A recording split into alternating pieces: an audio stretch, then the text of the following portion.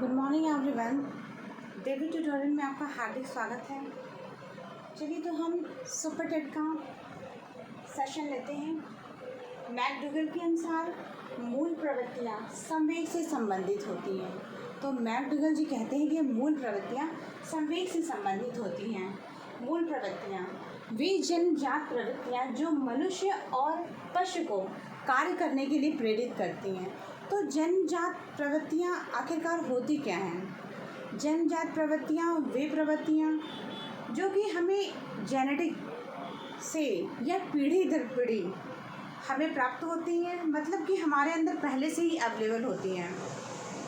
The instincts which are available by birth that is called, ये आपकी मूल प्रवृत्तियाँ हैं और जो कि मनुष्य में पशु में पहले से ही अवेलेबल होती हैं, जो उनको पीढ़ी दर पीढ़ी वंश विरासत के रूप में उन्हें जेनेटिकली उनके जीन में अवेलेबल होती हैं और उन्हें उस तरह के कार्य करने के लिए प्रेरित करती हैं। ये उनके गुण दोष कुछ भी हो सकते हैं। जैसे कि एग्जाम्पल के तौर पर हम समझते हैं कि एक शिशु है। आप देखेंगे एक शिशु दूसरे शिशु से अलग होता है, उसके क्रियाकलाप अलग होते हैं और उसके बिहेव करने का तरीका अलग होता है। अगर हम दो शिशुओं में कंपैरिजन करेंगे तो हम पाएंगे कि उन दोनों ही बालकों में बहुत सारे डिफरेंसेस पाए जाएंगे। एक सिमिलर सर्कमस्टेंसेस को लेकर उनमें डिफरेंट प्रवृत्तियाँ पाई जाएंगी। उनका बिहेवियर उस परिस्थिति के लिए डिफरेंट होगा। जैसे कि आप कुछ भी अरेंज करने के लिए दो बालकों को अलग अलग जगहों पर बैठा दीजिए, वो हर चीज़ों को अपने अकॉर्डिंग, अपने माइंडसेट के अकॉर्डिंग डिफरेंटली ऑब्ज़र्व करके डिफरेंटली बिहेव करेंगे। तो हम समझ सकते हैं कि ये प्रवृत्तियाँ मूल प्रवृत्तियाँ जो कि जन्मजात हमारे अंदर पहले से ही होती है, जो कि हमें पीढ़ी दर पीढ़ी अपने दादा परदादा या 3-4 पीढ़ियाँ जो भी निकल गई हैं उनसे जो गुण और दोष हमारे अंदर पहले से ही अवेलेबल होते हैं, जो हमें जन्मजात मिलते हैं, उन्हें हम मूल प्रवृत्तियाँ कहते हैं। तो इस तरह हम देख रहे हैं कि दो बालक जो कि शिशु हैं, सेम एज ग्रुप के हैं, लेकिन उनका बिहेवियर अलग अलग है। कुछ बालक आप पाएंगे कि वो बहुत ही चिड़चिड़े स्वभाव के होते हैं, कुछ बालक बहुत ही एक्टिव होते हैं और कुछ बालक बहुत ही शांत होते हैं। उनका कोई भी रिस्पांस नहीं होता। वो अन्य बालकों की तरह उस तरह की क्रीड़ा अवस्था में या खेलने की विधियों में इंटरेस्ट नहीं लेते हैं। उनकी रुचि कुछ अलग ही चीज़ों में होती हैं। तो जैसा कि हम जानते हैं कि सभी बालकों की प्रवृत्तियां भिन्न भिन्न होती हैं और ये हमें जेनेटिकली, जिसे कि हम मूल प्रवृत्तियां कहते हैं, ये आपके मूल प्रवृत्तियां हैं जो कि हमें जन्मजात मनुष्य और पशु को कार्य करने के लिए प्रेरित करती हैं, कोई भी कार्य करने के लिए प्रेरित करती हैं और वो सब में अलग अलग होती हैं।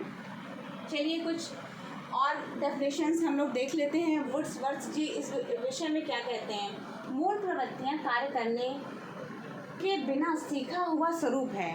मतलब कि वुड्सवर्थ जी भी यह मानते हैं कि यह कार्य करने के लिए बिना सीखा हुआ स्वरूप है।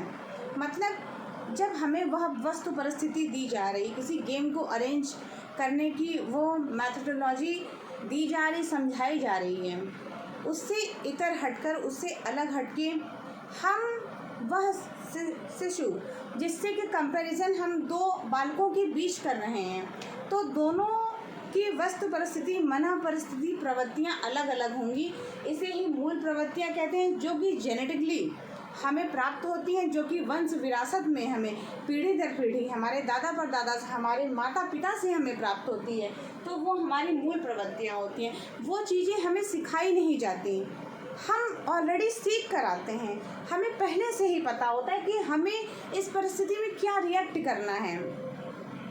तो मूल प्रवृत्तियाँ हम देख लेते हैं, उसमें कौन कौन से संवेग होते हैं, उनसे संबद्ध संवेग कौन कौन से होते हैं। तो चलिए, पलायन। पलायन की स्थिति में भय व्याप्त हो जाता है बालक में। जब यदि पलायन की स्थिति आती है तो हम देखते हैं कि बालक में भय व्याप्त हो जाता है। युत्सा, इसमें क्रोध की स्थिति उत्पन्न होती है। नेक्स्ट देखते हैं निवृत्ति, इसमें घृणा का संवेग आता है।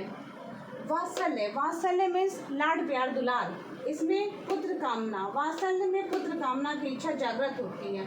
शरणागति, शरणागति में जब आप बहुत ही कष्ट में हैं तभी आप किसी की शरण में जाएंगे, चाहे आप ईश्वर की शरण में जा रहे हो या किसी और परिस्थिति में किसी दूसरे से हेल्प मांग रहे हो, तो भी आप बहुत कष्ट में होते हैं, बहुत मजबूरी में आकर ही आप कष्ट में रहकर ही किसी की शरणागति, किसी के शरण में जाते हैं।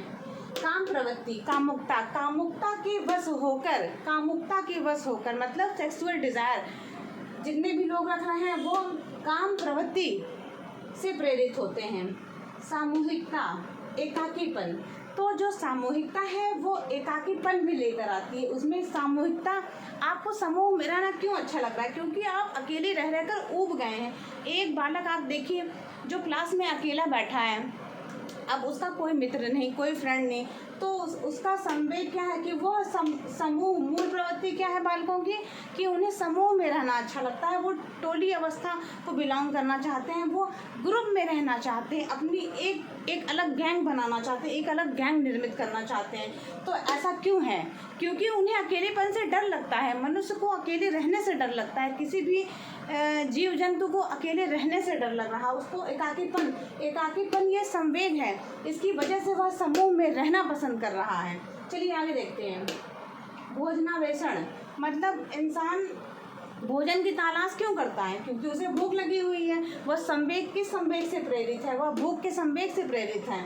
चलिए आगे देखते हैं। संग्रह प्रवृत्ति, अधिकार भावना, संग्रह प्रवृत्ति क्यों है लोगों में? क्यों हर आदमी बहुत बड़े बड़े महल, दो महले, कोठी, बिल्डिंग, ये सब प्रॉपर्टी बनाना चाह रहा है, फार्म हाउस खोलना चाह रहा है, फार्म हाउस परचेज करना चाह रहा है? आखिर उसे किस चीज़ का भय है? वह धन को इकट्ठा करना चाह रहा है। संग्रह प्रवृत्ति, अधिकार की भावना, ताकि वो चाहता है कि सिकंदर की तरह पूरा विश्व विजेता बन जाए मनुष्य। तो यही कामना, ये अधिकार की भावना कि मेरी बहुत सारी प्रॉपर्टी हो, बहुत सारी रियासतें हों। खैर ये सब तो अब ख़त्म हो गया है। चलिए, तो संग्रह की प्रवृत्ति, संग्रह की जो प्रवृत्ति होती है वो किसके कारण होती है? क्योंकि वो हर व्यक्ति अधिकार जमाना चाहता है, ज़्यादा संपत्ति इकट्ठा करना चाहता है, अधिकार की भावना है उसके अंदर, इसलिए इस संवेग से प्रेरित होकर वह संग्रह की प्रवृत्ति उसके अंदर आ जाती है। चलिए आगे देखते हैं। रचना, मूल प्रवृत्ति रचना। अब कृति भाव, ये किस संवेग से प्रेरित है? वो कृति भाव से प्रेरित है।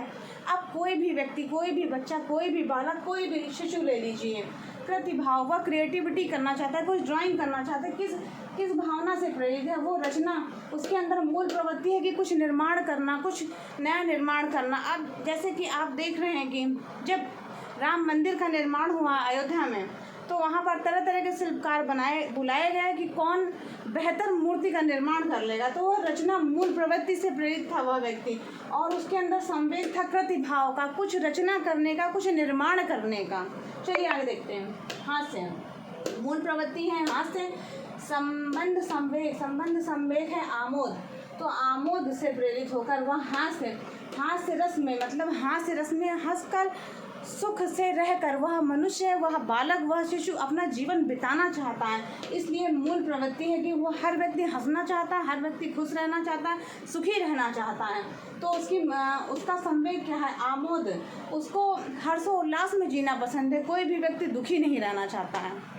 तो आई होप कि चीज़ें आपको बहुत अच्छे से समझ में आ गई होंगी, एक एक पॉइंट आपको क्लियर हो गया होगा। और इसी के साथ मैं सेशन को यहीं पर एंड करती हूँ। Thank you.